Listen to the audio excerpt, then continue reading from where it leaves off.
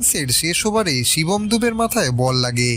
নতুন নিয়ম অনুযায়ী মাথায় আঘাত পেলে বদলি খেলোয়াড় নামানো যায়, তবে একই ধরনের খেলোয়াড় হতে হবে, অর্থাৎ ব্যাটারের বদলে ব্যাটার আর বোলারের বদলে বোলার। শিবম পেসার অলরাউন্ডার হলেও তার বদলে ভারত নামায় বিশেষজ্ঞ পেসার হর্ষিত রানাকে।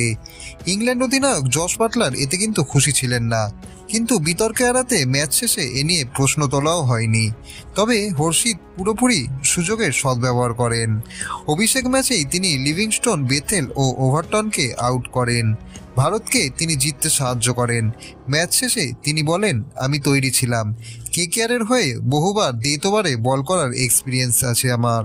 কেভিন পিটারসেন হর্ষিতের পারফরম্যান্সের প্রশংসা করলেও তিনি প্রশ্ন তুলেছেন শিবমের বদলি হিসেবে কেন অলরাউন্ডার নেওয়া হলো না, বিশেষজ্ঞ পেসারকেই বা কেন নামানো হলো।